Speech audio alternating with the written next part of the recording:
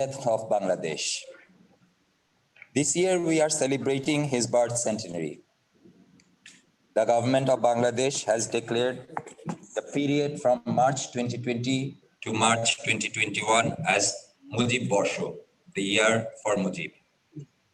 Even during the COVID-19 pandemic, Bengalis all over the world are organizing various events and programs to celebrate this auspicious occasion, both at government and non-government levels.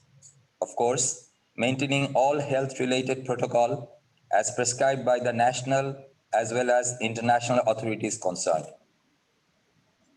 The Ministry of Foreign Affairs have also planned year-long events and programs to remember the prime architect of our struggle for emancipation from all kinds of oppression and inequality. Bangabandhu Lecture Series is one amongst those. The lecture series is intended to spread the bold vision of Bangabandhu towards attaining global peace, prosperity, and compassion, so that people all over the world can connect his philosophy with the contemporary global context and get inspirations from his life and legacy. Today, on the first day of the month of our victory, we'll listen to the first lecture of that series. We believe that lectures of this series to be delivered by distinguished world-renowned personalities from home and abroad would inspire us further towards realizing Bangabandhu's dream of Sonar Bangla, or prosperous Golden Bengal, under the leadership of his dynamic daughter, Honorable Prime Minister Sheikh Hasina. Excellencies, ladies and gentlemen, the venue of today's event is a historic one. Sugandha, where the Foreign Service Academy is situated, is the first Ganabhavan, the first office of Bangabandhu. The Honorable Prime Minister Sheikh Hasina inaugurated the newly built premises of the Foreign Service Academy on 25th September this year. Let us now watch a short video clip on the Foreign Service Academy, and after that, the Honorable Foreign Minister will deliver his inaugural statement. Thank you.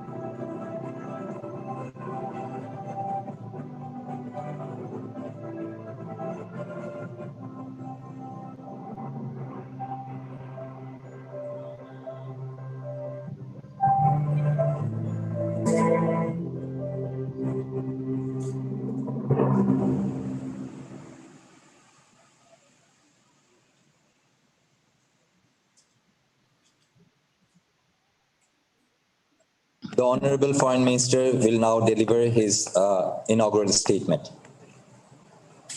Bismillah Rahman Rahim. Distinguished keynote speaker, Mr. Abdul Muhith, distinguished discussant, Dr. Gauhar Rizvi, advisor to the Prime Minister, Excellencies, colleagues, ladies and gentlemen. At the very outset, I would like to express my gratitude and thanks to so many of you who wish me get well from this COVID.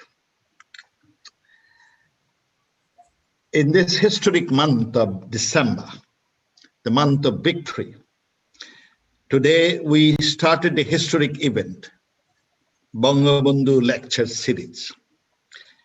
Our first speaker is former Finance and Planning Minister Abdul Muhith. And in the next month, we propose to have our Nobel laureate, Professor A.K. Sen, as our keynote speaker.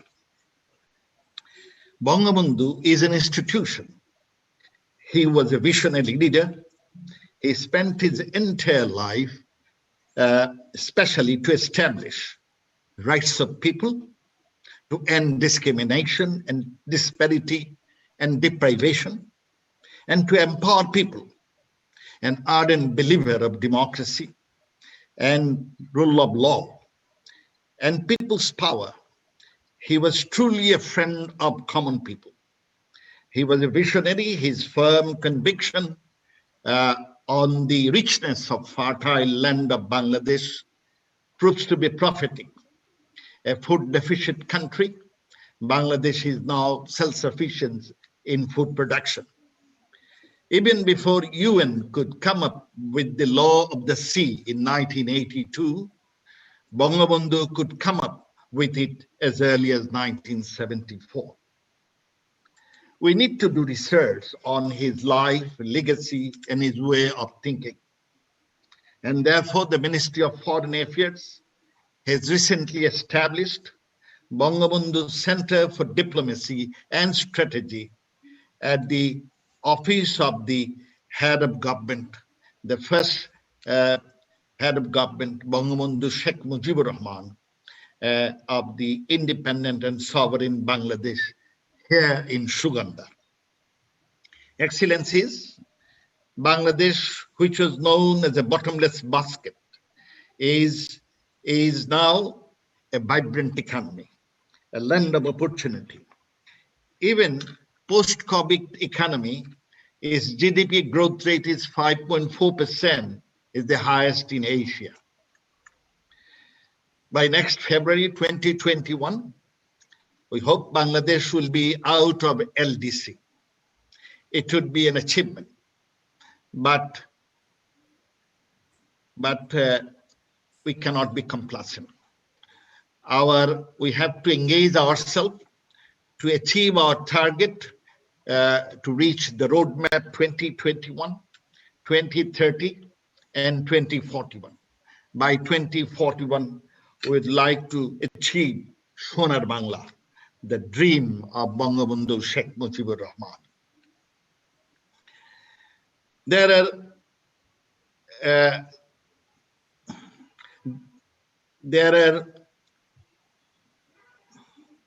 There are some critics. Some argue that since Bangladesh has undertaken large number of mega projects, it may fall into debt trap. Our debt ratio is around 14 or 15%, much below the threshold of debt trap of 40% of IMF.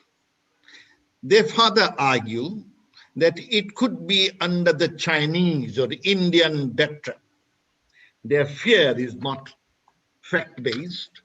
Our debt from China is around 6.5%, and that of India is 1.3% of GDP. So their fear is totally not based on fact.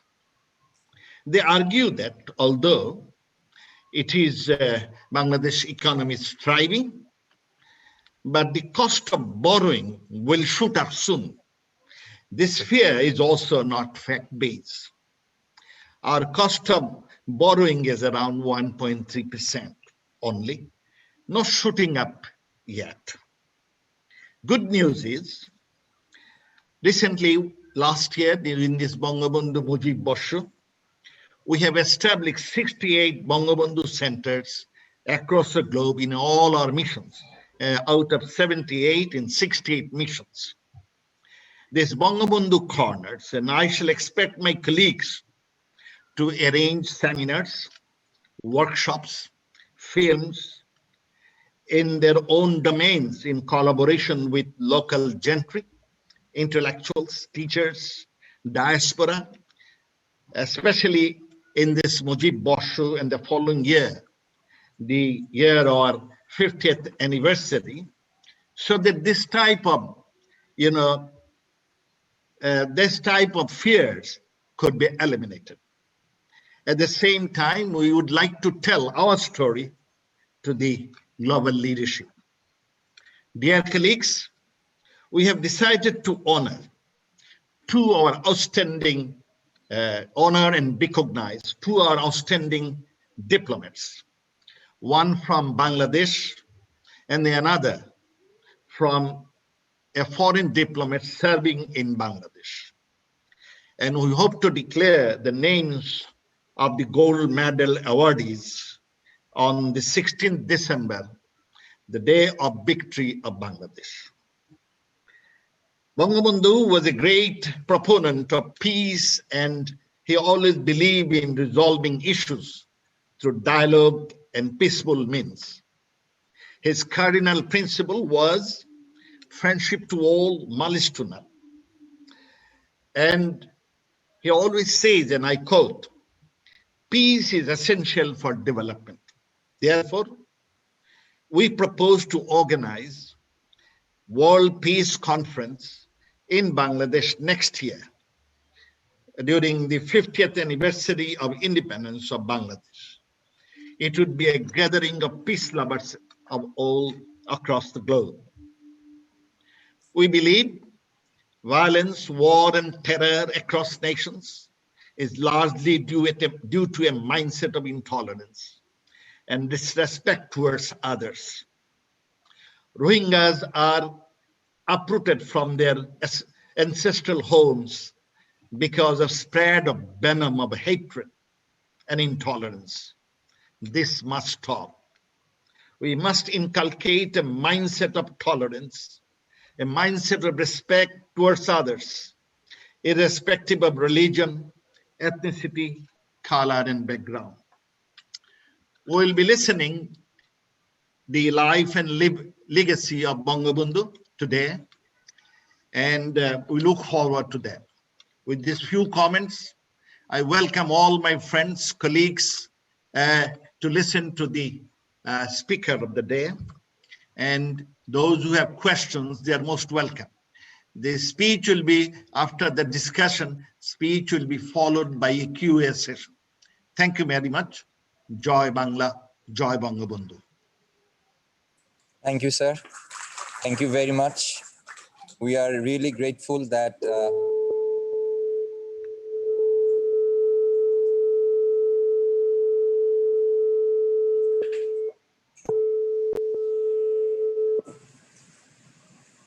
Thank you, sir. Can you hear me? Okay. Sir, this is the time to introduce the first speaker of the first day of the Bangabandhu Lecture Series. It would be very difficult for me to contain his illustrious career in like 1 or 2 minutes that I have today, but I will try my best to do that. His Excellency Mr. Abdul Muhith, a veteran freedom fighter, diplomat, parliamentarian, and former finance minister. Mr. Muhith was very brilliant throughout his student life. He secured first place in the intermediate in the province in 1951 from Sylhet MC College. He stood first class first in BA honors in English literature in 1954 from Dhaka University and passed his MA with credit from the same university in 1955. During his service period, he studied in Oxford University in 1957-58 and received MPA degree from Harvard University in 1964. He was the first diplomat of Washington Embassy of Pakistan who transferred his allegiance to Bangladesh in June during the Independence War of 1970 war. He was appointed as the Secretary of Planning in January 1972 and Secretary of the External Resources Division of Finance and Planning Ministry in May 1977. He went for early retirement in 1981 from his service and started the second innings of glorious career as a consultant on economic and development matters in Ford Foundation, IFAD, UN, UNDP, ADB, and World Bank. He was Finance and Planning Minister from March 1982 to December 1983. He's a pioneer of Bangladesh Environment Movement and was also the founder president of BAPA, established in 2000. Earlier, he was the founder president of an environmental group called Porosh. I can go on continuously, but I think you are eagerly waiting for listening to Mr. Abdul Muhith.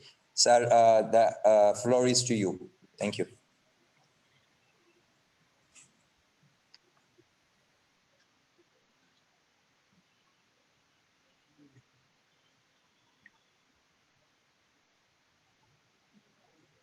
Good morning. We have been celebrating this year, 2020, as the centenary of the birth of Bangabandhu Sheikh Mujibur Rahman.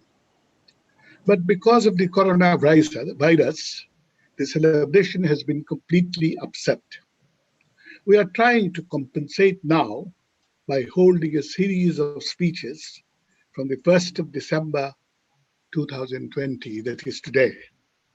The first speech is my tribute to the great man of the 20th century, Bangabandhu Sheikh Mujibur Rahman, and I consider it a great honor to be asked to deliver it today. On March 17, 1920, Bangladesh was fortunate to host the birth of this great man in our soil in a village, Tungipara, in the Gopalganj subdivision of Pritpur Zilla. In 1984, all subdivisions which came into existence as a geographical unit of administration in British India in 1854 were upgraded into zillas or districts. In 1947, when the subcontinent became independent of the British colonial rule, 3 states came up in the Indian subcontinent, namely Indian Union, Pakistan, and Sri Lanka, then known as Ceylon. The subcontinent has a history of various people descending on it from time to time, but making it their home. A horde, a tribe, or a clan came to this land and made it their home. This was the way the human civilization flourished in the world. This deliberate choice of a group of people is most evident in the life of the founder of the Mughal India, Emperor Babur. Babur was born in Fargana, a village in Samarkand of the state of Azerbaijan of today. But he was exiled by powerful people who were not prepared to accept him as their leader. He found shelter in Khorasan, but could not forget his birthplace, and as he grew up, made many attempts to get back to Samarkand. He considered it the shelter he received from the Persian monarch as temporary. Despite many attempts, he could not get back to his birthplace with lasting supremacy, even though he won it a few times. From a territory near the Indus Basin, he got an opportunity to move eastward and southward to Delhi and Agra in central India by defeating the Muslim rulers of southeast, Muslim rulers of North India. Delhi was a prized conquest, and there he began rethinking about his goal in life.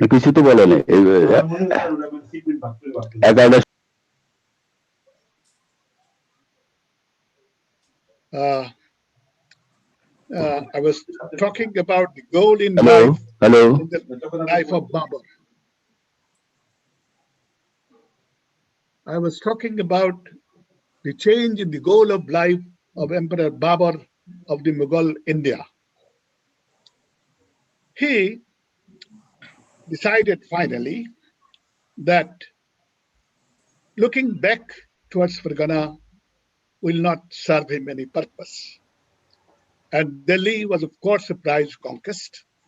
So he gathered all his friends and followers in a meeting in Delhi and announced there that he is not going to look back.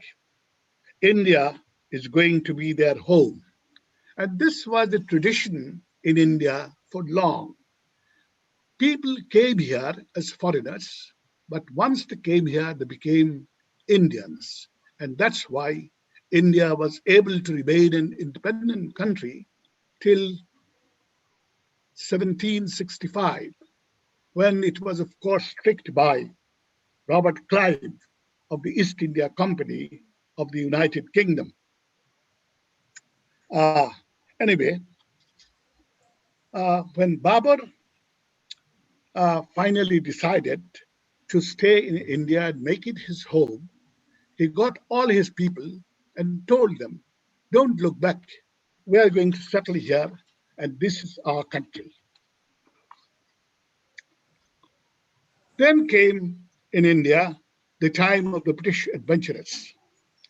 They were traders, and the first British trader, Button, obtained Mughal permission to set up a trading post in and around modern Calcutta that was created out of 3 villages. The villages were named Kolikata, Sutanuti, Shutanuti, and Govindpur, and all of them were situated in the mouth of mighty Ganges River. Lord Robert Clive of Great Britain, a very bold but deceptive leader of the British traders, set up a British colony in the subcontinent for the first time in 1756, winning the Battle of Plassey through mostly deceit, bribes, and conspiracy. Initially, they kept local conspirators like Mir Jafar Ali Khan, and other stooges as the rulers. But Warren Hastings, the governor of the British Fort William in Calcutta, decided in 1772 to give up this pretense and become the ruler in India. He became the first British governor in 1773, and the next year he became the Governor General. In 1772 he became the governor, and in 1773 he became the Governor General of British India. And that is when the colonial rule began in India, really, although for a few years they maintained a facade of Indian Nawabs taking the sort of leading role as leaders, and but this was dispensed with later as it proved sort of incapable of functioning. And then in India, the local rulers tried to regain their independence in 1858, nearly 100 years after really powers changed in Indian subcontinent. This war of independence, as far as we are concerned, was titled by the British in a derisive manner as the Sepoy Mutiny. In the Sepoy Mutiny, both sides were ruthless and very cruel. And it was finally the British were successful in suppressing the Indian leaders. There were many Indian leaders in this fight for independence, but they were all suppressed. And Queen Victoria then announced that, well, she will become the Empress of India, of course, at a future date, and British colonial rule will be administered from London by a Secretary of State for India, who will be a minister in the government in the United Kingdom. Indian subcontinent had this legacy of a country where hordes, clans, or ethnic groups came in search of arable lands and potable water and settled there and made it their home. Well, this way it became a land of settlers in a melting pot, because all of them mixed with the Australoid original bonds and created a new country of a distinct variety of people called the Bengalis, very different from how it was built in the United States. In the United States, various nationals of European countries and Africa went there and retained their identity. So it was a kind of mosaic of a number of clans or number of nationals. And they were all united together, of course, by one bond. And that was the bond of the English language. Anyway, that's a different story I'm just mentioning casually. Indian subcontinent had the legacy of hordes, clans, and ethnic groups who came in search of arable lands and potable water and settled here and made it their home. And this was the way, as I said, the United States was formed in 1492 when it was first sighted by Columbus. That became a country where you have Africans, Irish, Scottish, Welsh, Spanish, Portuguese, Italian, Greek, and German. They all remained dominant in that country, but were broadly classified as English or Latin nations, according to the language they adopted as their state language. Nation states in Europe were so many, and ultimately they remained separate, although they got economically integrated into Europe. Great Britain, perhaps because of its isolation, but overwhelming dominance in discovering new lands, is still having difficulty with an integrated Europe. Well, it had so many great leaders. Europe had so many great leaders. Frederick Barbarossa of Holy Roman Empire, Louis XIV of France, Garibaldi in Italy, Otto Bismarck in Germany, and Victor Emmanuel in Italy, just to mention a few of them. They are the fathers of their nation. Bangladesh, however, emerged in a different manner. In the eastern end of Bengal, there were considerable human habitation from about 3,500 years before the birth of Christ in what is now known as Sylhet of Bangladesh. The area was known as Brabakunda, and it was a green jungle inhabited by wild animals, including elephants. And Australoid people. Islam came to Bengal through the Arab traders in the 7th century AD, and strangely, they concentrated from Chittagong to Dhaka and up to Sylhet of modern Bangladesh and Kachar of Assam, state of Indian Union. Though far from Sindh, the northern India, where Islam came as early as the 8th century AD, Muslims in Bengal became the largest population in this country at a very early period. It's very strange because it was so far from the western part of Indian subcontinent. Anyway, in this area, religion came mainly through saints and Sufis, Hazrat Shah Jalal being the most important of them, after whose name we have named our international airport in Dhaka. Shah Jalal went to Sylhet in 1304, and Sylhet became a part of Muslim Empire of Bengal at that time. The ruler of Sylhet, Gaur Govinda, he was of the Patra group of people. He put up all kinds of difficulties for the Muslims to go to Sylhet. But he soon found out that Shah Jalal had miraculous powers, and so he left his kingdom and got in the outskirts of Sylhet along with his Patra community and mixed up with them. He could not be found, but his palace was destroyed by the Muslims and it was occupied by the Muslims. Mr. Sugandha was the general who was coming with Hazrat Shah Jalal. Hazrat Shah Jalal also picked his own area near the Munarai Tila, which is the present place where the Shah Jalal Dargah can be found in Sylhet.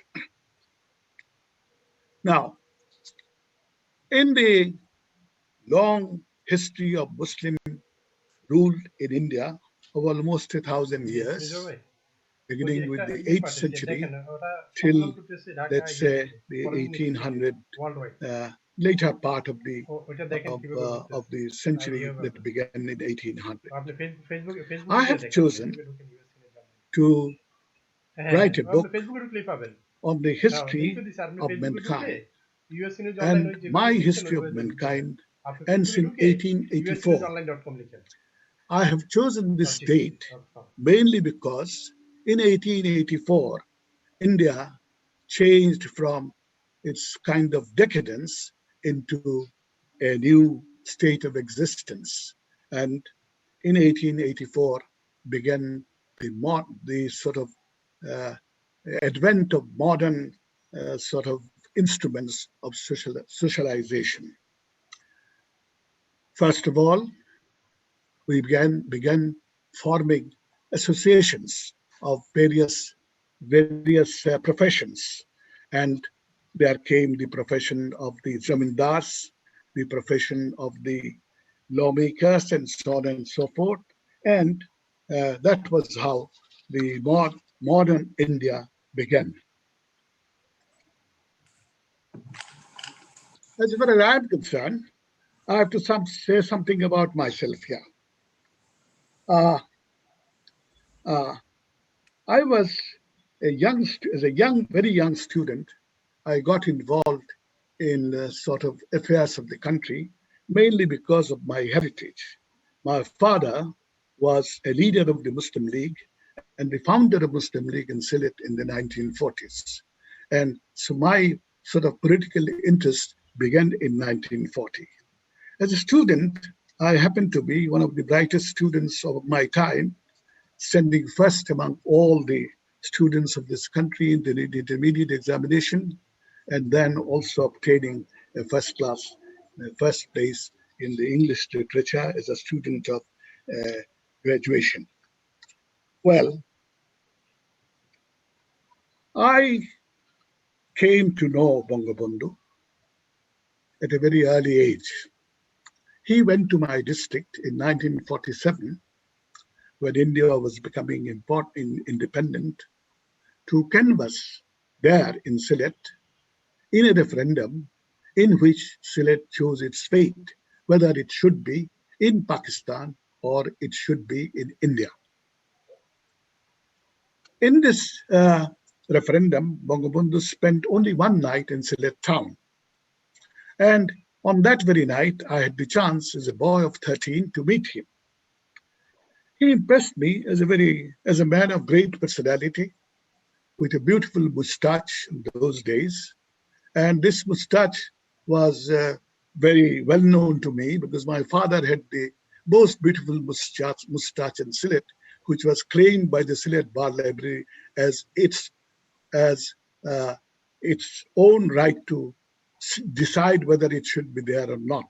Because when he decided finally to cut it, he had to take the permission of the Bar Library at his old age of 68, when it was not looking too good, black and white all combined. Anyway, as a young student, I became a kind of a small politician.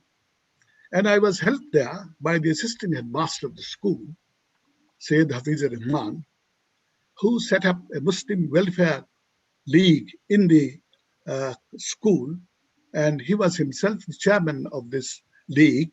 And he made me the secretary when I was only 12 years of age. Anyway, I remembered Bangabandhu very well in 1947. When I came to Dhaka as a student in 1952, I tried to meet him and make contact with him. Unfortunately, in 52, he was in jail for more than a year. It was one of the longest period of his jail life, before 1968. Well, finally, I met him in 1953. I went to his house one day, which was across the central jail in Dhaka, and met him and tried to introduce myself. Of course, he could not remember this young boy, but then I mentioned about my father, and he said, "Oh, you are the son of this Muchwala, this man with big sort of big mustache, who was the secretary of the Muslim League Referendum Board." And from that time, I have known him quite well during all my life. And at a certain period where we had the advantage of serving under him when he was the prime minister of this country. Bangabandhu, as a leader, demonstrated his gift disposition in every possible way. His dislike for poverty, and hence its removal, was his primary commitment. He sincerely believed that, blessed with productive land and large population, he had everything that was needed for a prosperous country.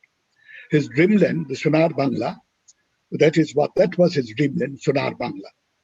He based his strategy of ensuring public welfare on poverty reduction and producing food from the vast arable land of this country. He named this country as Bangladesh in 1962 in one of his speeches in the Constituent Assembly of Pakistan. His next target was finding jobs for this large number of people of Bangladesh, and he always thought that its land and its fertility will be the crucial point about it. And in fact, this is what happened. Bangladesh today, with the same, not the same area of land, but much less arable area, produces all the food that it requires. It has gone up from 11 million tons to 400 million tons now. This is what is Bangladesh is producing as food for the people, for its people, exactly as Bangabandhu dreamt. And in terms of jobs also, it is land and the wisdom of people which is providing all that is required for creating jobs. We are having roughly 20 lakhs of new labor force in the economy every year. Of this 20 lakhs, we are lucky that nearly 5 lakhs go abroad. They have created a base for themselves in all the world as the servers of rice and curry, a meal which is very popular in Europe now, and particularly in the United Kingdom. United Kingdom used to have fish and chips as its main diet. Today, it is rice and curry. And this rice and curry demands that even though there are restrictions for foreigners, for visitors, they have to permit a number of Bengalis to migrate to the United Kingdom to keep up the staple food of the country, the supply of rice and curry. Now, Bangabandhu Bangabandhu was born in Tungipara, we know, but for his education, he had to go to Calcutta, which was the center for all of Bengalis for higher studies in India. And he also went there as a young boy, not very young though, because of certain reasons. As a young boy, he had two troubles. He had beriberi and he had also eye troubles. These two troubles cost him a number of years. Almost 8 years of his life were cost by these two troubles. So that at the age of 28, at the age of 27, he appeared for his graduation in 1947 and passed it and became a graduate.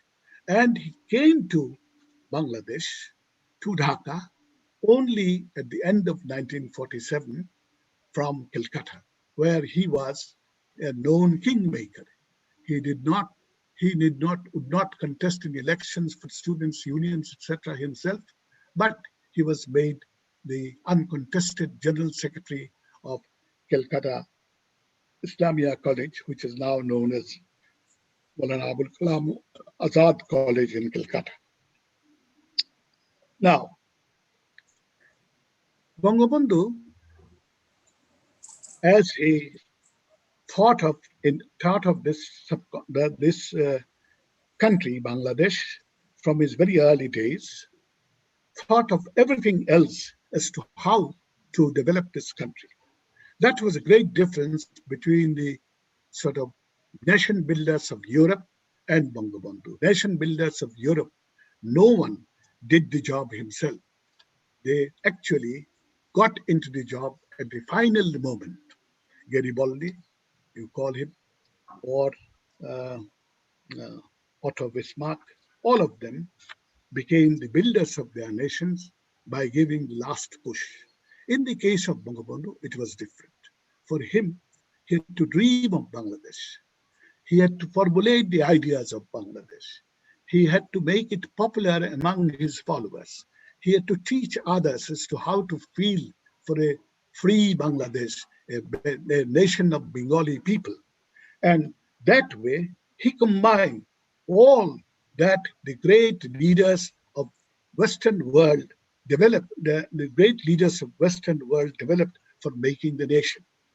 Bangabandhu dreamt of the nation. Then he set up the contours of this new nation. He gave the ideals of the new nation, the four principles that we know of democracy, the four principles. I'm getting lost in my written speech. Anyway, democracy, worldliness, nationalism, yes, secularism, secularism, and secularism. Socialism. Yeah, socialism and secularism. Again, socialism has been qualified there, that it is social equity and sort of place for everybody in the country. The alleviation of poverty, therefore, in Bangladesh became the first target all through. And alleviation poverty is something that I spent all my life in working on. You see, I am 86 years of age. And these 86 years of age, I have gone on retirement only last year. I served, therefore, for more than 70 years in the public service. And this has been a great pride and achievement in my life. Well, I was talking about the independence of Bangladesh. In the independence struggle, unfortunately, we had some of our people who played as agents who were mercenary, and they played as agents of Pakistan in the early years of Bangladesh. These agents of Pakistan, some of them I can name: Colonel Rashid, Colonel Farooq, Major Noor Hussain. Most of them have been tried and have met their final end of their life, except five. Five are still being hunted by our foreign minister, Mr. Momen. He has promised us that they have all been located now. They are in India, India, United States, and Canada. And we are on way to receiving most of them, hopefully, in the coming years. Now, these fellows, these sort of anti-Bangladesh elements were supported by Pakistan and financed by Muammar Gaddafi of Libya. They are now in difficulties, mainly because Muammar Gaddafi is gone, and except for Pakistan, they have very few places in the world to move because they are not welcome anywhere in the world. Let's hope that we shall get them back very soon. Well, then I have a few words to say about the misfortune of Pakistan. Pakistan was mainly brought into existence by the Bengalis. In 1945, there was a challenge. does the Muslim League represent the Muslims of India, or it represents a group of people? It was proved by Hussain Saeed Sarwadi of Bangladesh that no, the Muslims are a different identity, because in India, he was the only one to form the government of the largest province of India, the original Bengal province. He became the prime minister of this country in 1945, the only place where Muslims really had a victory. In Sindh, it had a victory of some sort, with some sort of additions here and minus here. But anyway, this Hussain Saeed Sarwadi, unfortunately, was not in the, I should say, good book of the founder of Pakistan. He was used by Mr. Jinnah for everything, for difficult resolutions and all that. But he should have been the rightful prime minister of Pakistan from its beginning. Unfortunately, that was denied to him, and he became the prime minister in 1956, so many years after the creation of Pakistan, when it had become a messy situation in the whole country. But anyway, it was to the credit of Sarwadi that he gave the constitution of this country after 9 years. It took 9 years in Pakistan to form the constitution, to frame the constitution, which in India was framed in just 2 years. So anyway, Sarwadi's misfortune was that he was left out at the time of the creation of Bangladesh. Bangabandhu, however, was a follower of Sarwadi from 1938, when he first met him as a young man. Sarwadi noted his special characteristics and suggested to him that he should be seeing Sarwadi if he goes to Calcutta. And Bangabandhu made it his principle to see Sarwadi when he first went to Calcutta. And from that day, in 1938, he became a student of Mr. Sarwadi and remained so all through his life. He died in 1963 in Beirut, and it was Bangabandhu who rushed from London to Beirut to receive his body and bring it to Dhaka. That Bangabandhu, I'm almost at the last stage of my sort of speech, where I would just mention what Bangabandhu did for achieving Bangladesh, and how he is very different from the nation builders of all other countries. Bangabandhu decided that Bengalis should be a nation based on its culture and its language. And he preached this idea even in the Pakistan days, first by naming Bangladesh in 1962, that this will be the land of Bangladesh. Then his next job was to make this idea acceptable to the Bengalis, that Bangladesh can survive as a country. This he also performed in his lifetime. The third thing that he had to do was to give the ideals of Bangladesh. What should be its character? What should be its lookout? And he defined these 4 elements as the basis of Bengali nationhood. And there also, he did not have somebody else to prepare the ground, but he had himself to prepare it. And he did it in as many ways as possible. He was a minister for some time. He did whatever he could for that period. Then he decided that this was not enough to organize the people, so he resigned.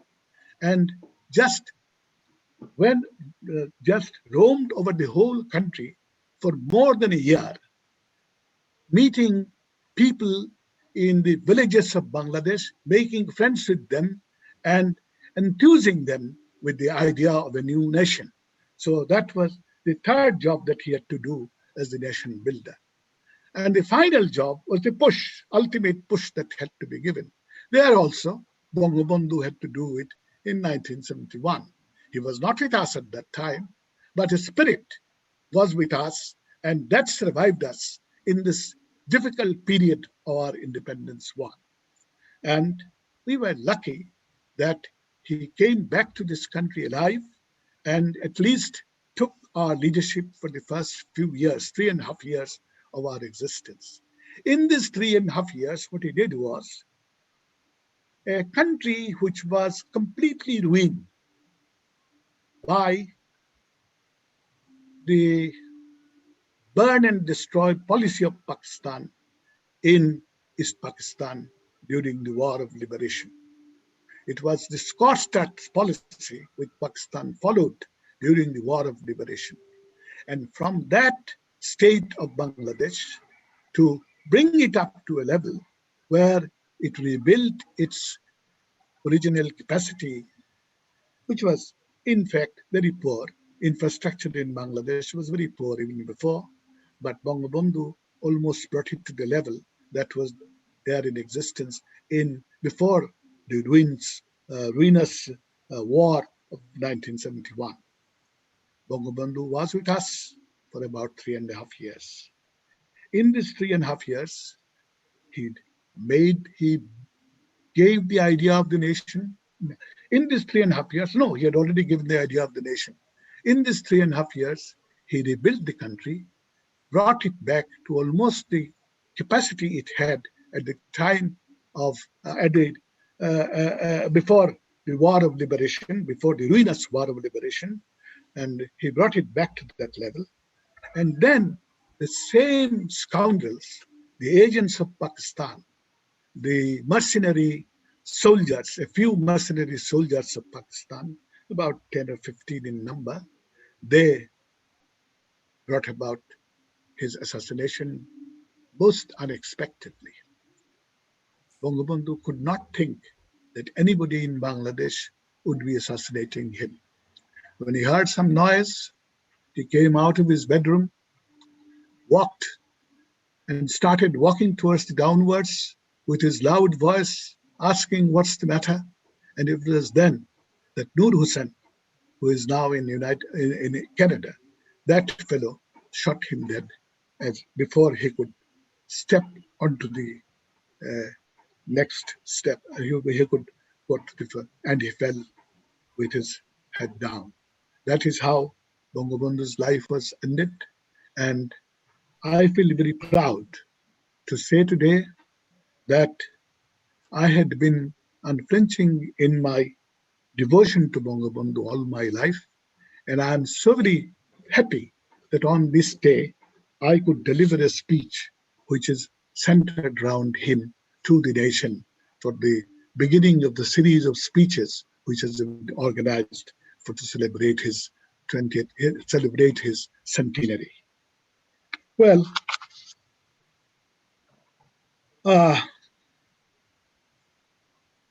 before I conclude, I have one more thing to mention, which has all partly been mentioned by the foreign minister. That's about the laws that Bangabandhu passed during his 3 years and 7 months as prime minister. The legislature passed 519 laws and amendments to laws, including the constitutional amendments, and covered almost all the areas of public concern. My favorite area is the law of the sea. It was almost a decade later that the principles of the consensus for the law of the sea were adopted. But Bangabandhu prepared the law in 1974, the Maritime Law of Bangladesh in 1974. And in 2014 only, we, his successors in this country, and I in particular, who was Minister of Finance at that time, had to look at the revision of the law. And trying to revise the law, we found that we have not much to revise, because what he has produced in 1974, well before the Law of the Sea conference took place, and ideas about the Law of the Sea were formed, had the basic elements of a maritime law, which did not require much amendment. We brought an amendment of only 2 or 3 sections of the law, And that was all that we could do. After how many years? Look at it, 2014, 1974 and 2014. After how many years? 50 years, 70 years. We found that we could only tinker with his law. So this is my most important example of of Bangabandhu as a great man of the world. He was not just a man for Bangladesh. He was a great man of the world. The world must feel proud about him because he had this foresight and he had this capacity of building a nation from nothing, from zero. He started building the nation when all went through all the four processes, which took centuries in other countries. He just sort of liquidated them and created this new country. So I'm now at the conclusion of my speech. I consider it a great privilege to have known Bangabandhu for quite a long period and worked for him for a while. Then years later, I came to know his illustrious daughter, Sheikh Hasina, and had the privilege of being her finance minister for 10 years in one stretch. I sincerely think that working with her and her two consecutive terms, and for the two consecutive terms, and guided by her leadership talents, which are certainly uh, uh, leadership talents, I have also taken a part in building, in shaping the Chunar Bangla of Bangabandhu. At least I have been successful in moving us out of the least developed countries of the world into the middle-income countries of the world in a short period of time. This is my tribute to Bangabandhu on the occasion of the beginning of the series of lectures in connection with his centenary celebration. Thank you all. Thank you very much. Joy Bangla, Joy Bangabandhu. Thank you very much, sir. Thank you for such an insightful and inspirational lecture. Indeed, you have rightly mentioned, Bangabandhu is not only our leader, he is the leader of the world. And we indeed are lucky to be alive and celebrating his birth centenary during this period. Excellencies, ladies and gentlemen, now I will introduce you to you, the discussant, with another illustrious figure, Dr. Gauhar Rizvi. Professor Gauhar Rizvi is advisor to the Honorable Prime Minister for International Affairs since 2009. In a career of nearly 3 decades and spanning 4 continents, Professor Rizvi has combined academic appointments with positions in international organizations, not-for-profit institutions, and the media. Gauhar Rizvi obtained a double first in BA Honours and MA from the University of Dhaka before going to Oxford as a Rhodes Scholar, where he obtained his DPhil. Rizvi held the offices of the Vice Provost for International Programs and Professor of Global Affairs at the University of Virginia. Earlier, he was Director of Ash Center for Democratic Governance and Innovation at the Harvard Kennedy School. He has held a number of other positions in academic, non-profit, and international organizations, including representative of the Ford Foundation for South Asia in Delhi and New York, Director, Asia Society, New York, Fellow and Professor of International Relations, Nuffield College, Oxford, Pro-Director and Bate Fellow in Commonwealth Studies, Queen Elizabeth House, Oxford, Senior Lecturer, University of Warwick, so on and so forth. He has both taught and written on a range of subjects and has considerable hands-on experience in institutional management, international development, and conflict resolution. Sir, I hand over the floor to you now.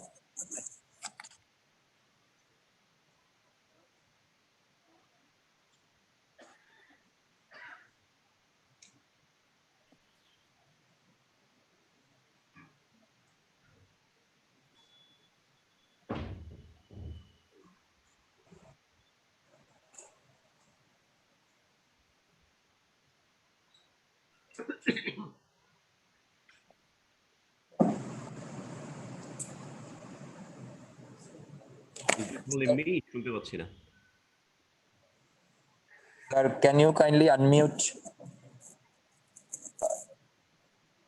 We cannot hear here. Okay. Oh God. It seems unmuted from there. Can you please check? Okay.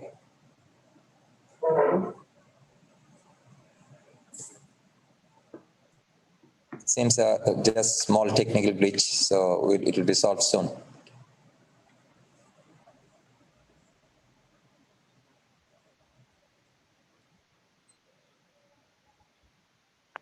What happened?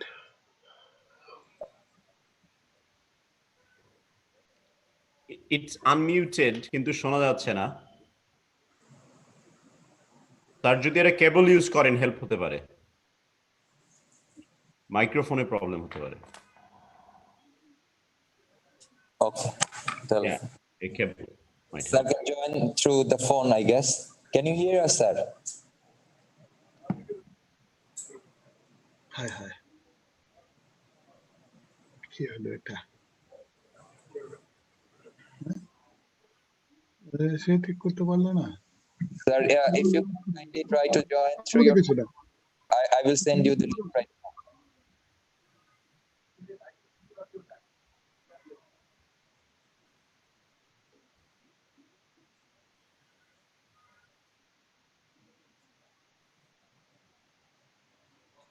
Log out করে আবার join করলে resolve হতে পারে।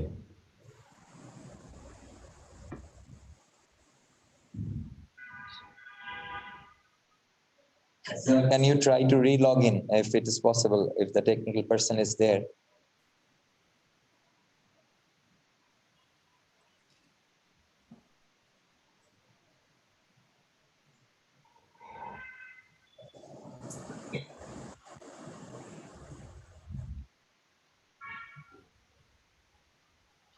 When it is being technically arranged, maybe you can continue. Aman? Sir. Okay. Sir, now we were actually waiting to listen to our discussant, but possibly we can open the floor now for interactive discussion, and when the technical problem will be resolved, we can go get back to our discussant, if it's okay.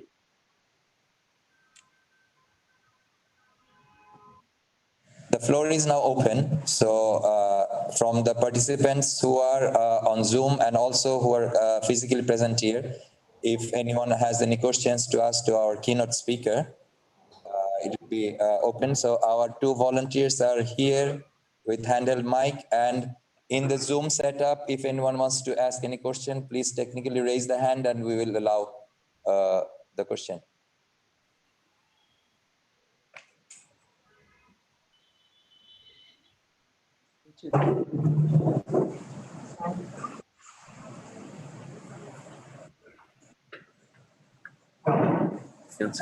Please have the hand raise that option.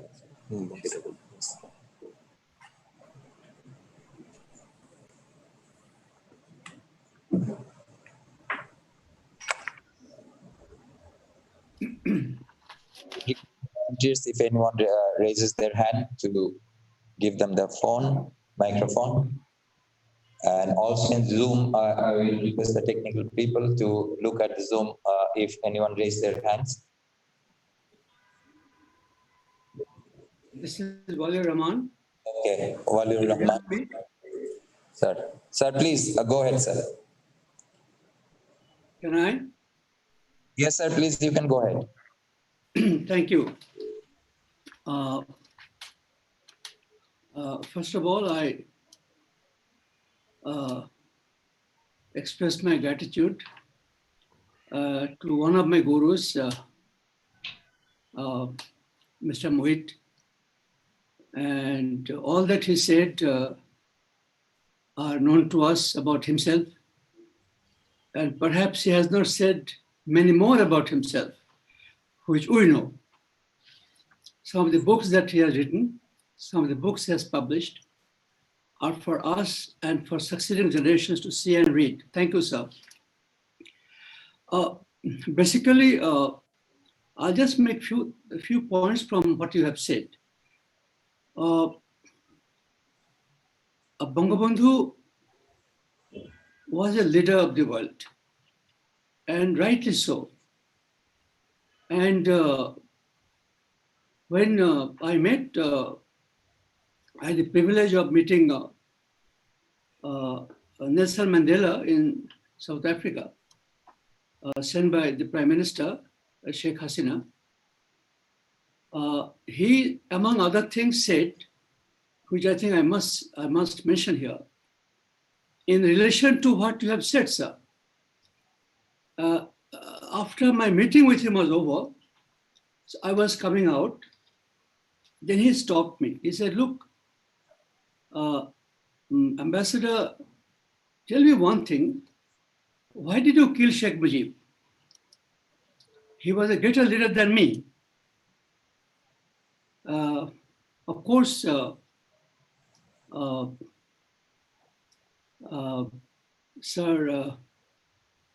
and I also addressed my foreign minister, that I really didn't have an answer.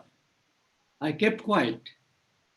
And I could see, this is the most important part, I could see the old man, his eyes got a bit leaden, and he didn't cry, but then I could see that he was emotionally very disturbed.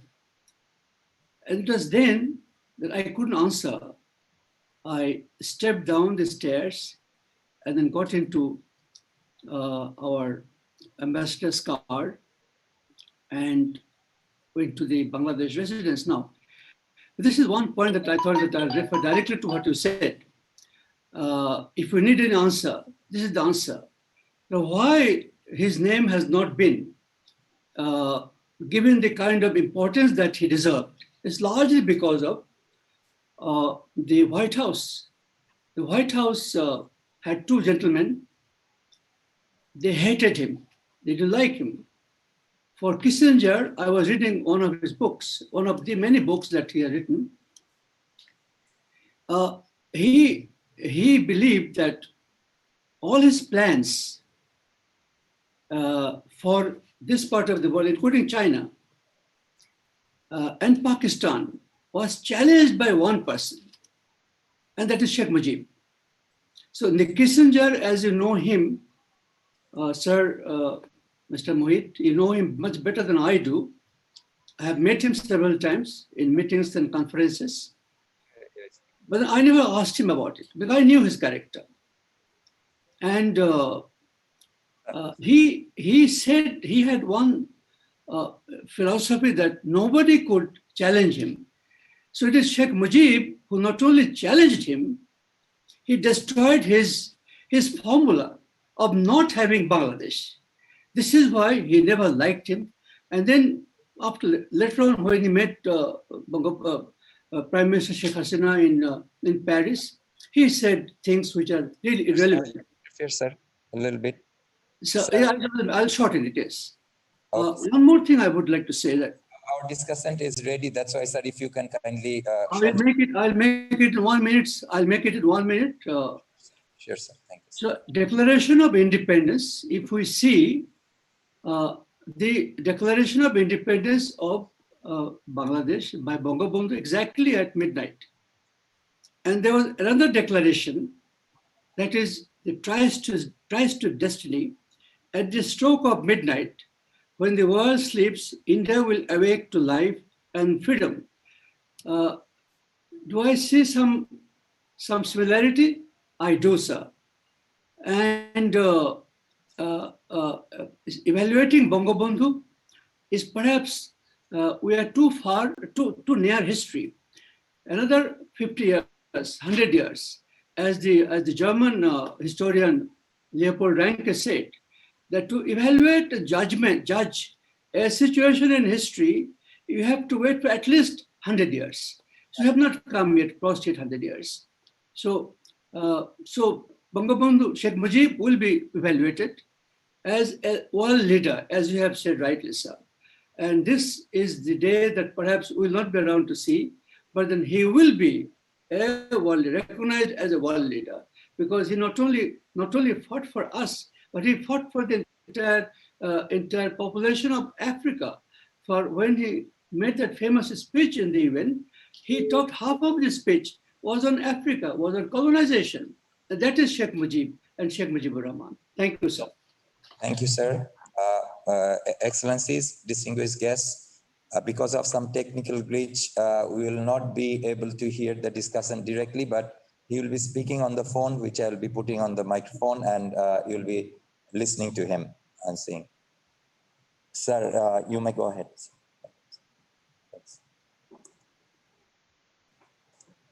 Sincere apologies to everybody in the room and elsewhere. But first, let me start by thanking the Foreign Minister for giving this opportunity to partake in the inaugural lecture. Before I make any comments, let me also pay my tribute to Mr. Momen, our inaugural speaker.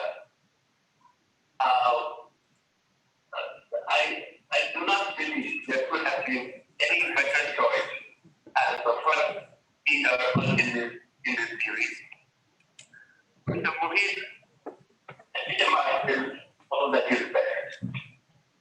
With 6 decades or more of public service, he has an exceptional high standard.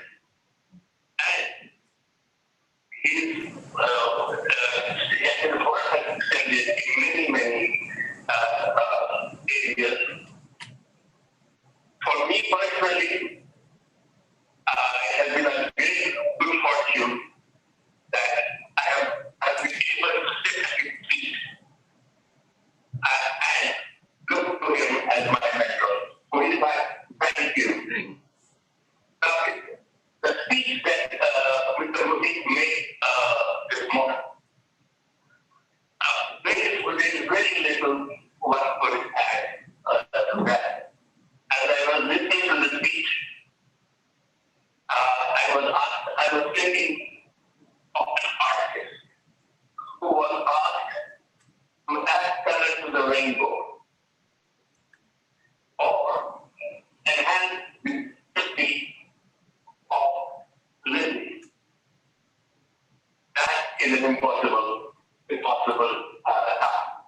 But so he has, in fact, given us much to think about. We will not repeat what he has said. The time is short, and there are many of you waiting to speak. I will make a handful of comments. First is that there is one consistent thread that goes to Bangabandhu's life, and that is, if you look back, he has always been on the right side of history. He has never compromised, he has never veered, he has never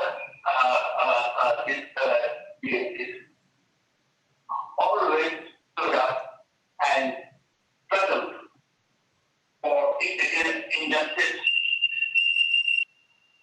Give up on the struggle for the rights of the downtrodden, the impoverished, and supporters of all. He never compromised with values. All those, including many Bengalis, who betrayed the cause of God. So this and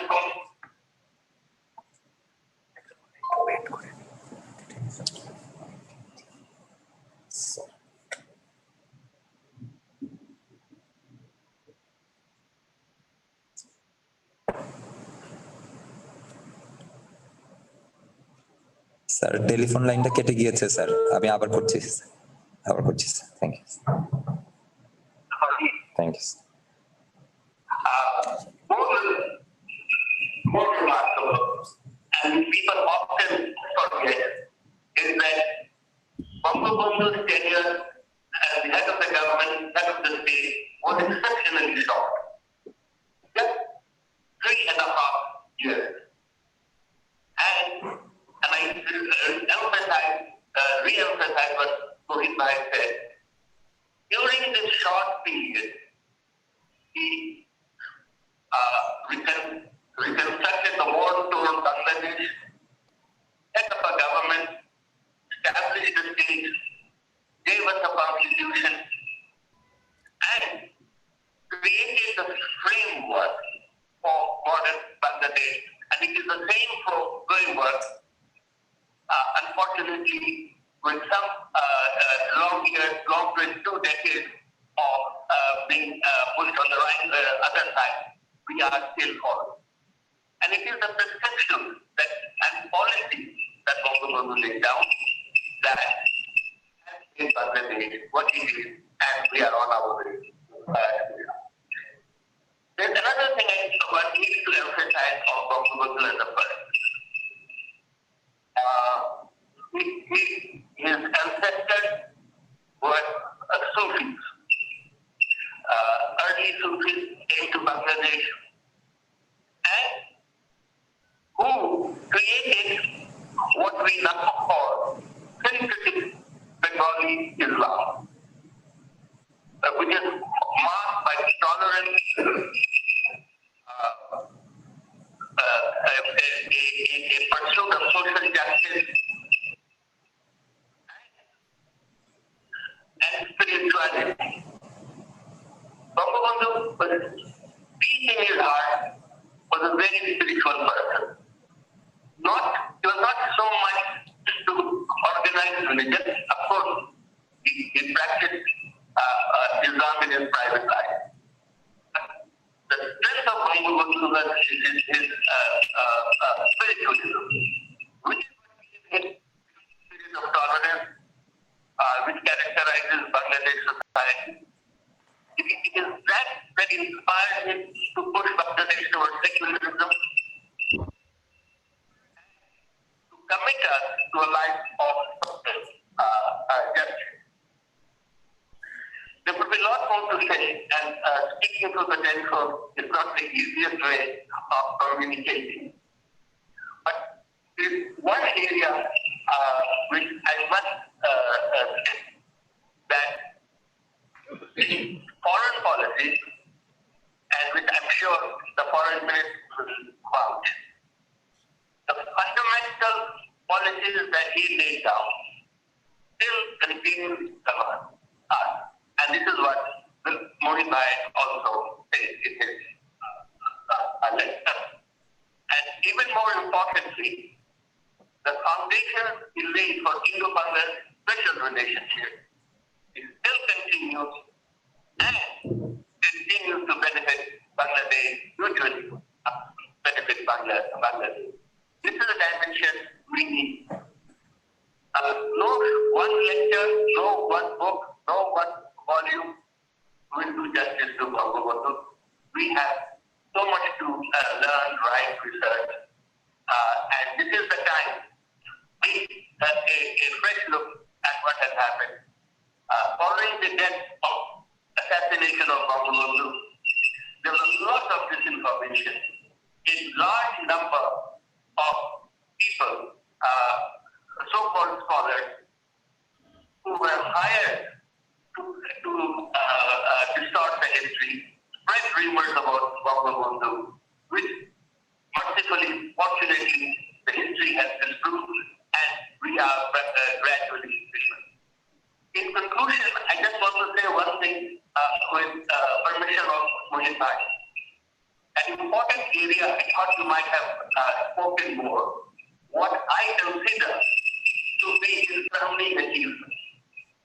That is Baksha, his creation of Bangladesh Islamic Awami League. A new framework of governance based on cooperative, centered on cooperative, and which far from being a one-party government, actually designed to include those political parties Muslim leaders who had been excluded through general election. Had Bangabandhu lived little longer and had managed to establish his vision of government based on Marxism, I can assure you we would have reached our goals long before. I hope we will reach this function. I hope we will stop being apologetic about it. There is the misinformation is spread by its detractors, not based on any facts or nothing. Only, and I can still say that despite the passage of time, it was one-party system was a red herring. We need not focus on that. We need to focus on what a government based on cooperative and the government from the grassroots would have achieved. Maybe that is a matter for another discussion. With those words, I apologize for the technical difficulties and thank the Foreign Minister for giving me this chance. And most of all, thank Mujib for your inspiration and your numerous candidates to me. Thank you. Joy Bangla, Joy Abdul.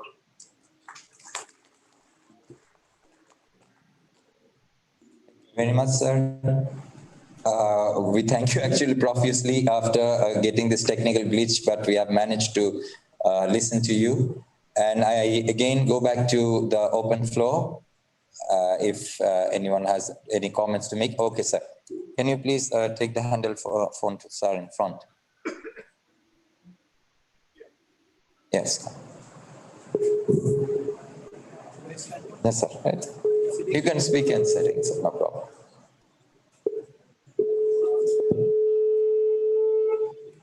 Let's begin with thank you, Minister, for your class. We would like to do a credit share as a distinguished speaker and great leader in the country. In fact, I don't have the audacity to speak after Mr. Mujib, who has forgotten our statement of what to do, and then Mr. Rahman is the reminder of anything what they might say, that the quick can be also look at the key. So I have the capacity to talk on updating. These are elements for that the council where they found the nation. So Mr. Mujib's short presentation presented the great notion of Bangabandhu that he was with the council in a nutshell and his sound everything. And he has discussed almost everything about him and all that he did for the people and this country. But one thing he might as well have mentioned, that Bangabandhu, while working for the Muslim League, working against the riots in Kolkata, and then coming to see it, which Mr. Mujib, my previous boss, mentioned in his essay, and fighting for the genocide or the war.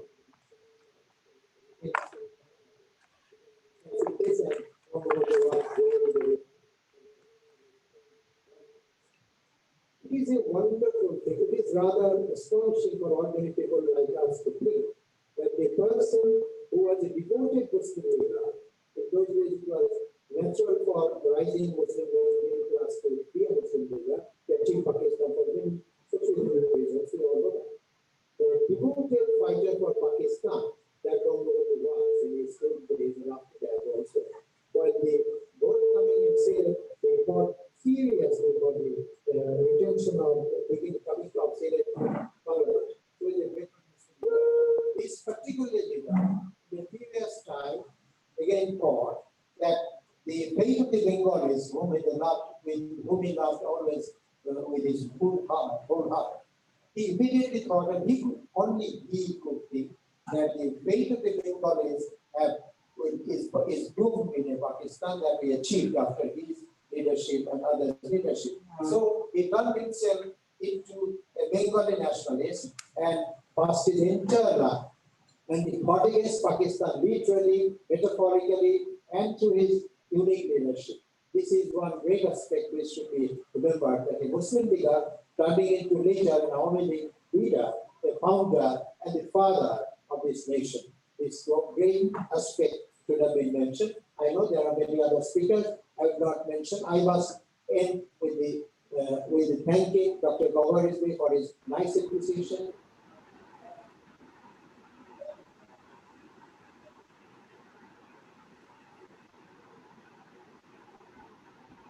His nice presentation and the aware of his very strong.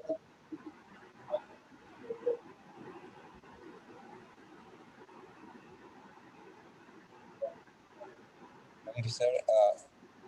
Thank you very much, sir. We will request the intervenants to keep it short and crispy, and then we can get back to the keynote speaker to make his comments. If anyone is there from the Zoom, we can. Okay, Sir Kamal Chaudhary, sir. Sir, if you can go ahead, sir. Thank you very much for giving me flow. This Bangabandhu Lecture Series is an excellent initiative of Ministry of Foreign Affairs.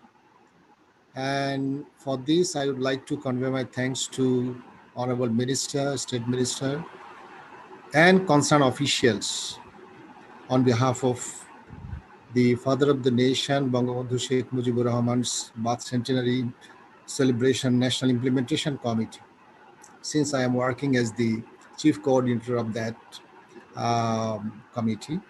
So I think if your invitation to me, this is also, you see, very commendable, and thank you very much for inviting me in this very excellent session.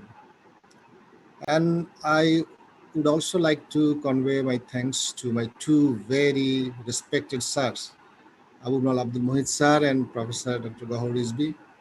Abdul Muhith sir, he has given an excellent deliberation on Bangabandhu's life and achievement, and based on historical perspective.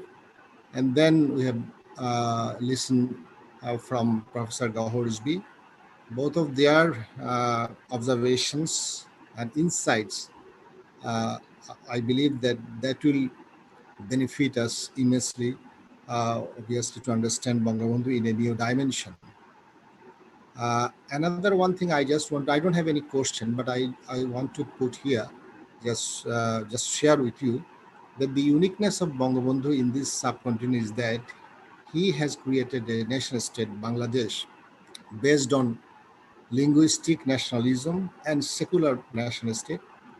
And he's the first person of the Bengalis who has created this type of a nation state for their own. Because if we in fact consider our Bengali nationalism or the Bengalis from the perspective of ethno-linguistic, I mean the perspective, then we see that the Bengalis are the third largest ethnic groups in the world after Han Chinese and then after the Arabs. Because the language has two basic, in fact, role.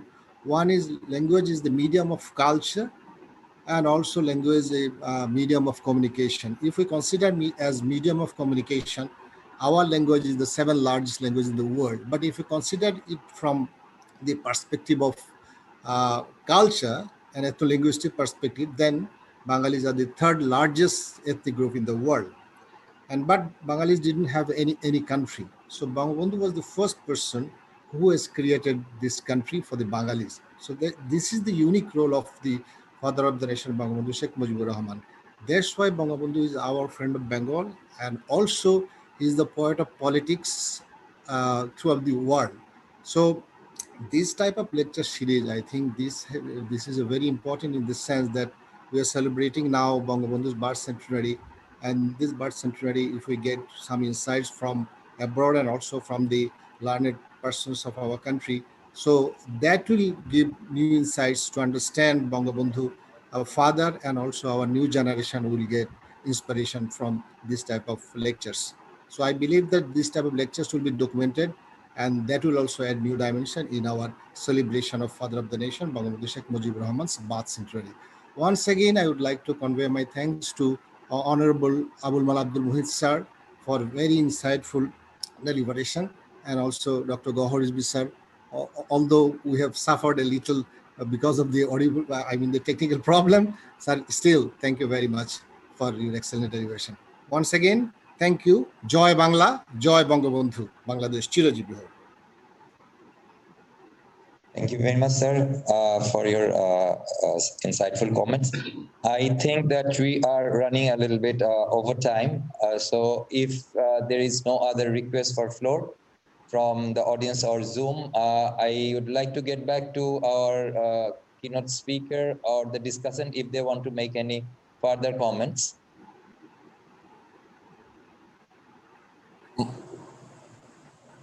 Mohit sir, if you want to make any comments on the reactions that we heard so far.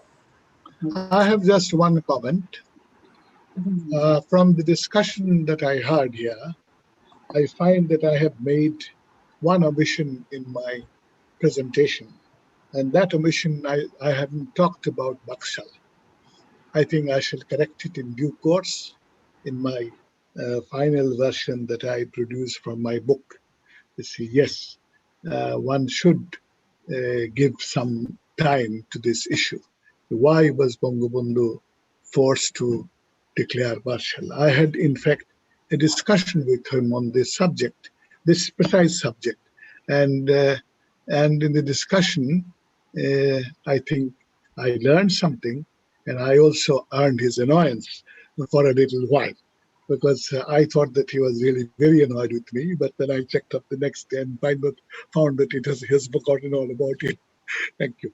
That's the only point I have to make. I'll put it in my final version that I give for publication. Thank you very much, sir. I think with this comment, we have reached almost at the end of our today's event, the lecture series, the first lecture of the lecture series. This would be my honor to now request the Honorable State Minister for Foreign Affairs to give the vote of thanks. And with that vote of thanks, we will conclude our session today. Thank you very much.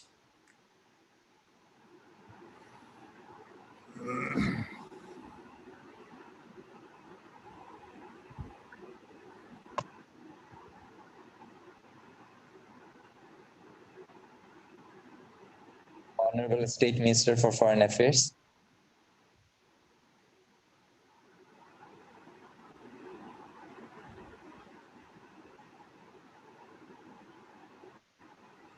Has he been disconnected somehow or?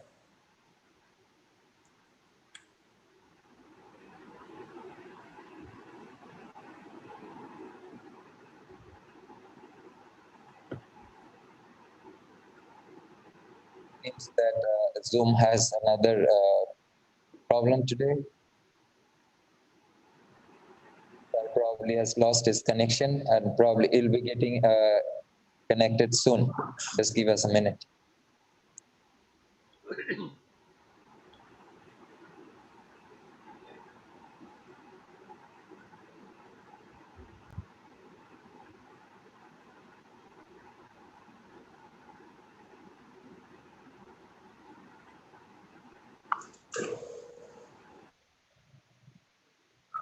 Sorry. Sir পাঠাচ্ছি sir আমি অথবা sir আপনি এটাকে দিব connection আমি পাঠাচ্ছি okay okay sir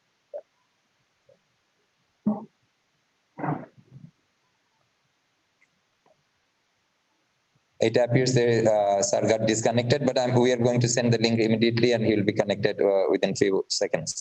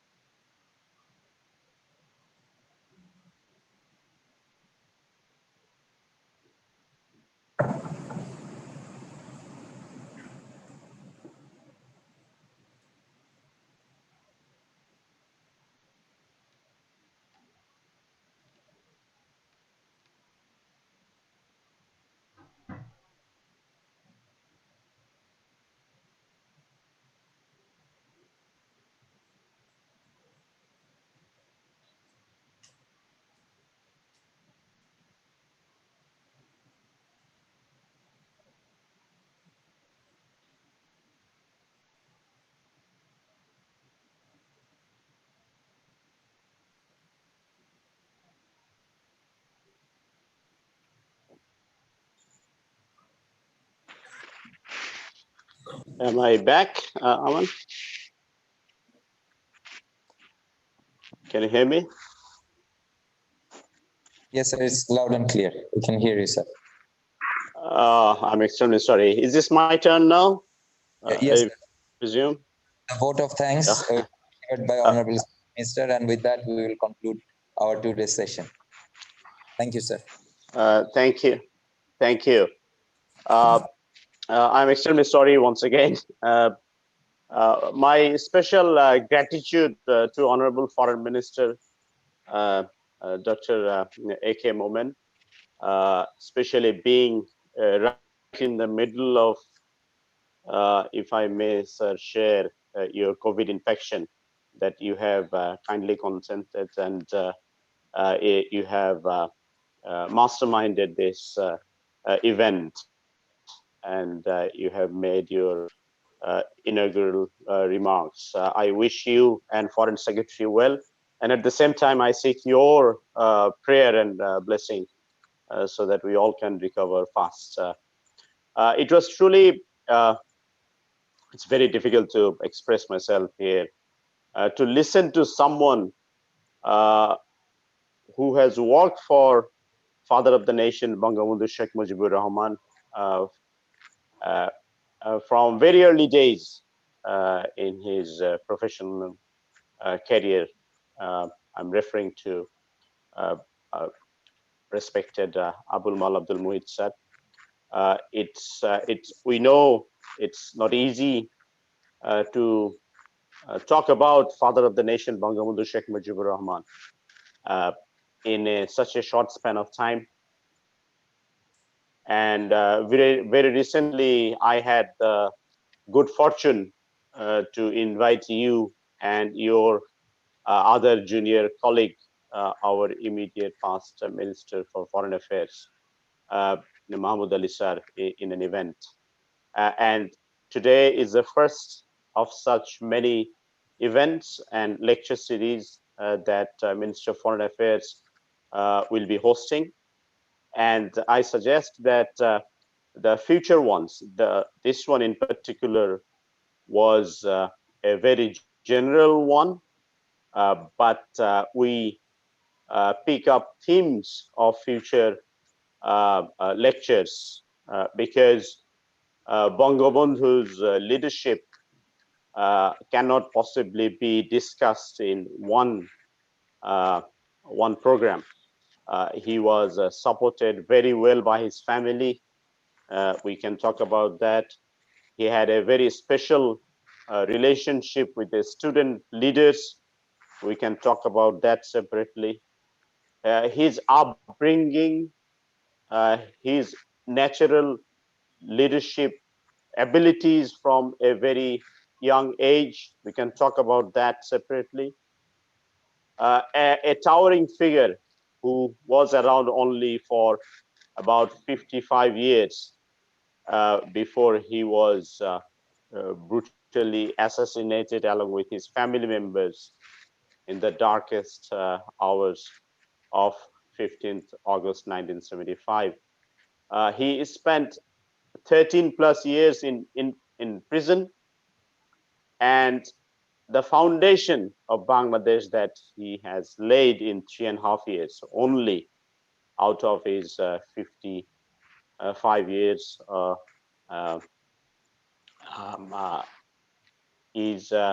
is truly fascinating. And if you actually take out, many of us sitting around here today, even, I am 50 today, or 50 plus couple of months. Father of the Nation, Bangabandhu Sheikh Mujibur Rahman, laid the war of liberation at the age of 51 or 52. So, whatever we see, whatever he has given us, all the foundation that he went on to lay was done in only 20 years.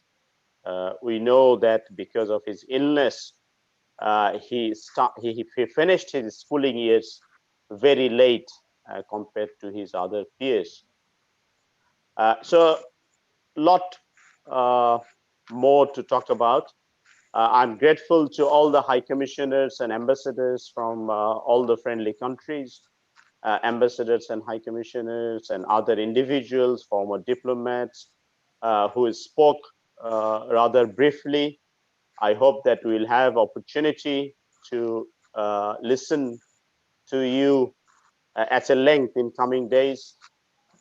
On this very day, 1st of December, as we stepped into the month of victory, I express my gratitude and congratulate to all of our colleagues at Ministry of Foreign Affairs and our predecessors who actually fought for the very independence of the nation under the leadership of Honorable Father of the Nation, Bangabandhu Sheikh Mujibur Rahman. And we are truly grateful to his daughter, Honorable Prime Minister Sheikh Hasina, who again fought for at least 21 years after 1975 to put Bangladesh Awami League at a position from where we could start rebuilding and start finishing off the work that was unfinished on 15th August 1975. We are truly grateful for her leadership that has put Bangladesh back on track, and we can talk a lot more about it in coming days. I express my gratitude and gratefulness to the countries who has so far helped us to bring back the self-confessed killer of the father of the nation, Bangabandhu Sheikh Mujibur Rahman. The countries Thailand, United States of America, and India. And I would urge other countries and their representatives who are listening today to help us, first of all, to locate the killers of father of the nation, Bangabandhu Sheikh Mujibur Rahman, and the self-confessed killers who are, if I may express this, who are in hiding but at large in United States and in Canada, to help them to bring back to Bangladesh. I think that will truly be a just decision to hand them over back to us. I don't want to, I know that we have overshoot the time that we were given, but once again, I express my gratitude to my colleagues, the Director General Aman for hosting today's program, and individuals like Dr. Gauhur Rizvi, Abdul Muhith, and when for the last 1 year or so from the National Committee for the celebration of this centenary of Father of the Nation, Bangabandhu Sheikh Mujibur Rahman, whenever we sat together to pick up names who could possibly contribute and share their knowledge and proximity from which they have seen Father of the Nation, Bangabandhu Sheikh Mujibur Rahman, work for him, we were not very lucky because unfortunately, as time elapsed, many of them actually left us. We have very few individuals around, nationally and internationally, and respected Abdul Muhith is one of them. So I wish him especially a very good health, sir. We would be needing you to inspire our young diplomats, not only just young diplomats. The citizen of this country needs to know, while you were talking, we are hosting this program on Facebook Live, and I have seen comments from very young, lot younger than me even, individuals who are listening to you and praying for your good health and appreciating your courage and sharing your thoughts and memories as well. So I'll finish here saying goodbye to all of you for the time being. It was not only an opportunity to know about Bangabandhu more, more we host, listen and speak, we get to know and share more. But this is also gave us an opportunity to see each other after a while during this difficult time of COVID-19. We all need to be safe and healthy. So may Allah bless us all. We'll see you inshallah very shortly. Thank you. Jai Bangla, Jai Bangabandhu.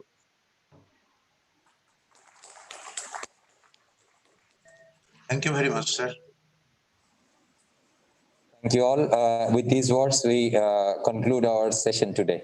Thank you. Thank you, everybody. Thank you very much, sir.